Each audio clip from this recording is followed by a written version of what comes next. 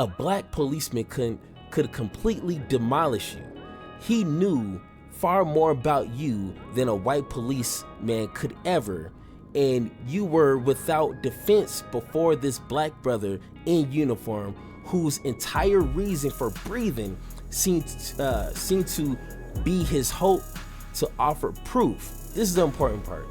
To be his hope to offer proof that though he was black, he was not black like you.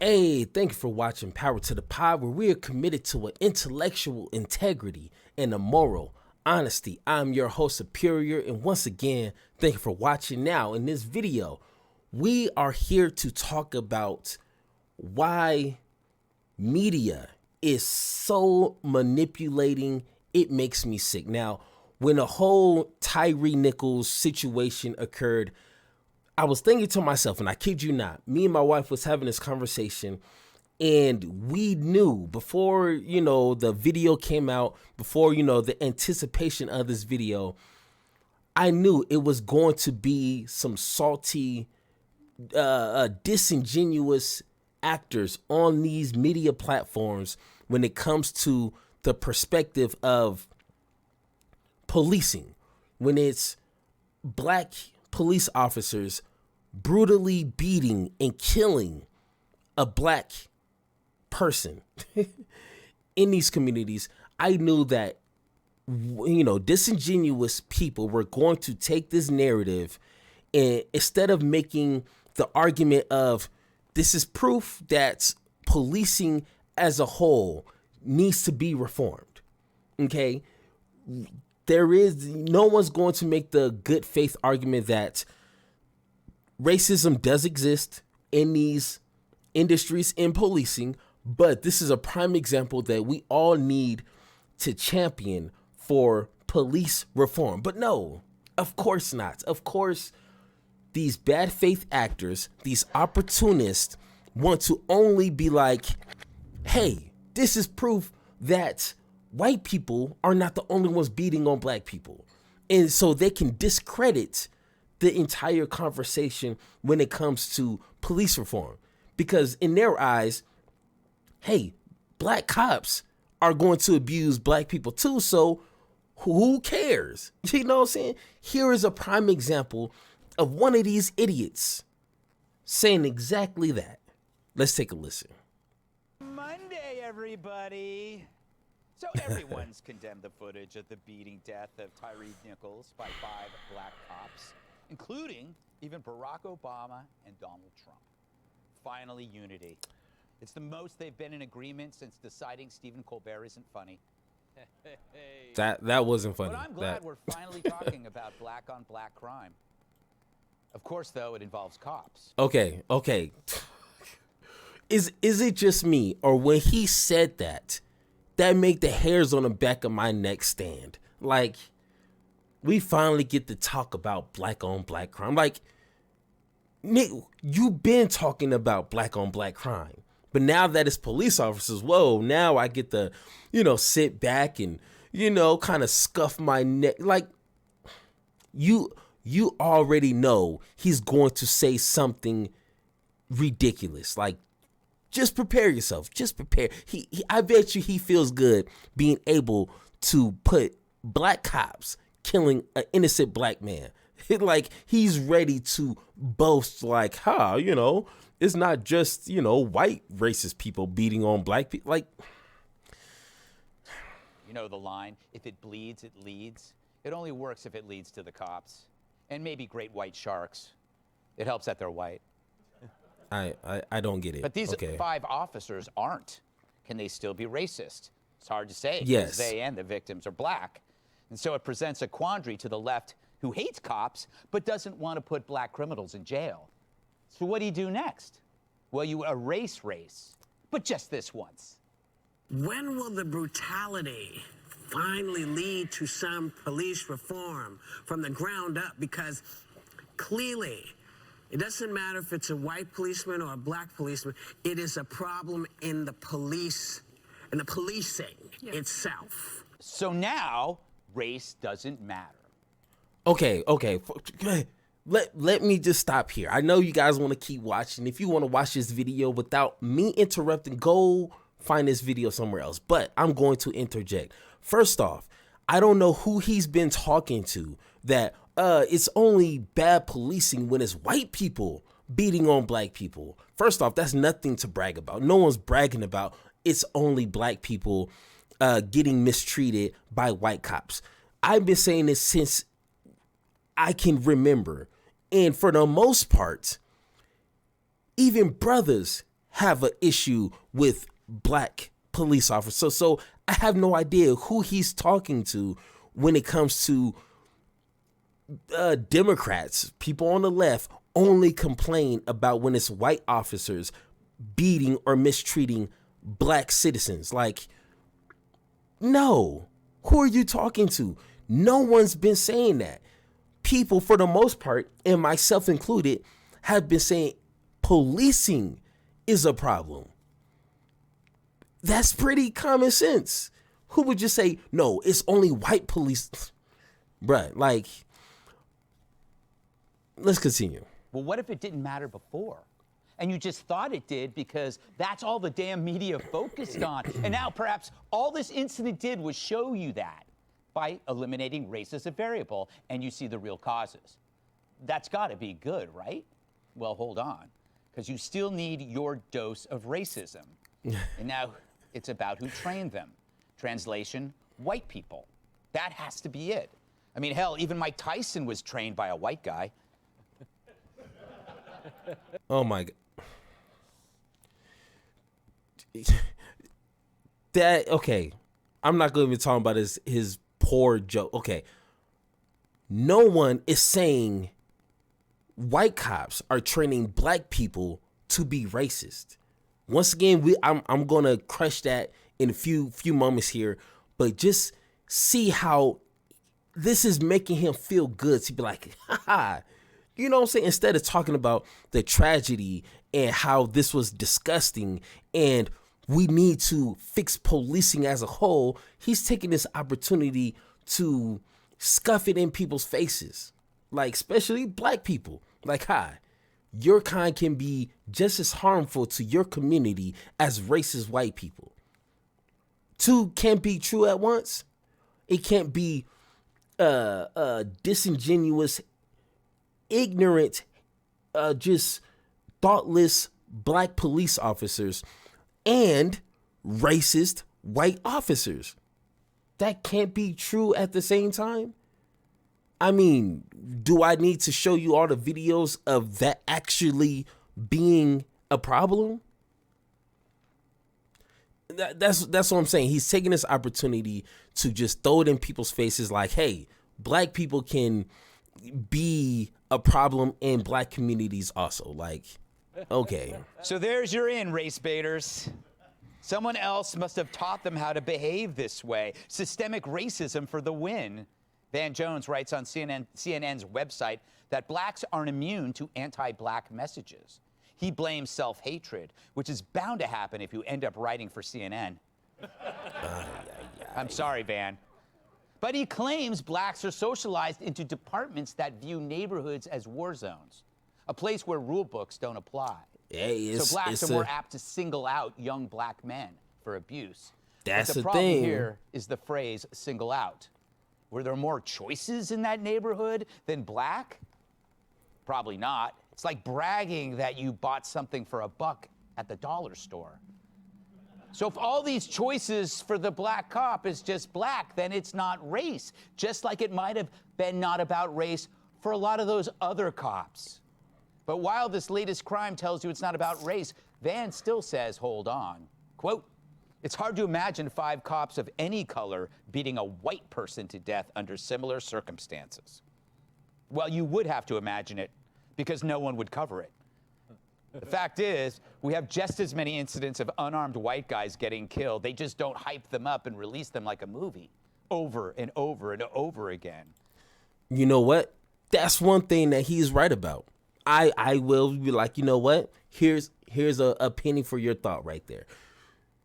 That isn't hyped up because for some reason media loves to attach on the most craziest story that's going to get them views. And for whatever reason, when black people get murdered, when black people get beaten, that hypes up their views, because race is a thing. Because if race wasn't a thing, these media outlets wouldn't put so much weight into showing that kind of information. So, I mean, one has to be true. If race wasn't a thing, media wouldn't be covering it over and over like they do. That is a problem, because I don't want our issues just being broadcasted out there just to get clicks without no solutions. That is an issue. But once again, what the hell is he thinking? Now, before I get into the meat and potatoes of this, one thing, like I said, white supremacy and bad policing can be a thing at once. We all seen it before. We all know that it's a proven fact that white supremacists have infiltrated plenty of outlets, plenty of industries, also policing. It is a proven fact. Why are we pretending as if this is some made up conspiracy that only black people seem to only buy into? It is a well-known fact. So let's listen to Tim Pool. Like, once again, this is a guy that I never really put too much energy and time in, because it's a thing to be an opportunist, a grifter, when you're good at it.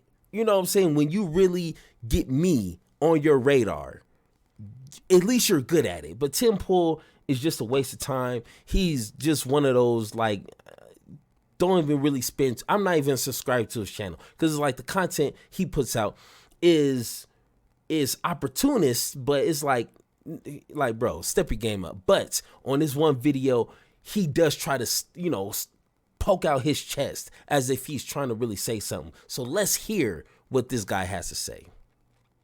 This is the result of defund the police. This is the result of the attack on the police. I'm sorry, this is reality.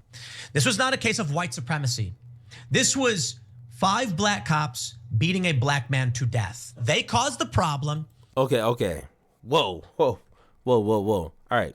This is the result of defund the police. This is the result. Okay. First off, defund the police ain't never defunded no police. I try to do the best research I can. Other people have stated the same thing. Where, in what city, especially where it's situations like this, because he said this situation here is the result of defunding the police. Where has funds been stripped out of a community, stripped out of a state, to where police officers are acting a fool? Because before this incident, police officers were still acting a fool. Before the whole defund the police discussion ever happened, police officers have been acting a fool. What does that have to do with anything? Let alone defund the police does not mean, once again, some Republicans love to take information like this, flip it, twist it, pull it, roll it, turn it inside out, a message, and twist it to their own straw man type of attack. Defund the police does not mean get rid of the police. Defund the police doesn't mean police are working for free. You know what I'm saying? Defund the police just means reallocating, reshifting, reorganizing funds to where police don't have too much on their plate. Because police officers claim that they have so much on their plate that they're always working at a level 10 out of 10. You know what I'm saying? We don't need a police officer at a level 10 responding to a loud ordinance call. You know what I'm saying? Or a traffic violation. You know what I'm saying? We don't need cops always on edge when you're dealing with citizens who don't have a weapon on them, who's not presenting a threat, and you're already operating at a level 10. You know what I'm saying? It's a conversation. It's a good faith conversation that needs to be had. But this idiot right here doesn't understand that. Or he gets it. He just wants to be disingenuous for his viewers because he knows his viewers are a bunch of idiots. That simple. Of the attack on the police. I'm sorry, this is reality. This was not a case of white supremacy. This was 5 black cops beating a black man to death. So, once again, we'll get into the self-hate, the self-manipulation that black people, once again, have been proven to do. This is not just a one-off. If you black and you know it, you know how situations like this can go when it comes with dealing with other black individuals. Just because your skin is black doesn't mean that you're going to act black. You're going to have the same mentality as the next black person. So once again, white supremacists and bad policing can happen at once. This is proof that this is bad policing. I would like to just say bad policing in general, because this is proof that if you just point out the white supremacist or the racism in policing, people are going to take stories like this to try to debunk your argument. So it's better just to say, you know what, policing as a whole is an issue that we need to fix. But I mean, if they listen, that's going to be a miracle. Cause the problem, then they complain, we were right the whole time. No, dude, we hired these cops because you called this out. Now, look where we are. You hired these cops. What is he talking about? We hired these cops. I had nothing to do with the hiring of these cops. Defund the police doesn't mean hire the worst of a community into the police force. Like, even that doesn't even make any sense. Like, you asked for this. Tyre Nichols asked for this. I would like him to reiterate what he meant by that, because that alone was just a little weird. But let me pull this up real quick, because like I said, these situations is not new to black people. Okay, let's go ahead and pull this up. And on the screen, I'm going to have this up for you guys to read along. But this right here is James Baldwin. If you don't know who James Baldwin, God bless your heart, you need to get on your reading, okay? James Baldwin is one of the most amazing writers of our time. You know what I'm saying? And what he said during this time, I don't know the exact date, but it sounds like he wrote this today. Let's take a listen. James Baldwin on black cops. It says, black policemen were another matter. We used to say, if you just must call a policeman, for we hardly ever did. For God's sake, try to make sure it's a white one. Why would he say that? A black policeman could completely demolish you. He knew far more about you than a white policeman could ever, and you were without defense before this black brother in uniform, whose entire reason for breathing seemed to be his hope to offer proof. This is the important part. To be his hope to offer proof that though he was black, he was not black like you. This is the problem with white supremacy being a mindset. A lot of people think white supremacy is the literal sense, which it could, but the literal sense of a white person in a white hood or whatever colors they decide to rock, carrying tiki torches and burning a cross. Of course, that's probably the more extreme proof, like, hey, that's a white supremacist right there. But being black and trying to prove if a black person has a poor perspective of what being black means, they're not going to want to be associated with that. You know what I'm saying? It's like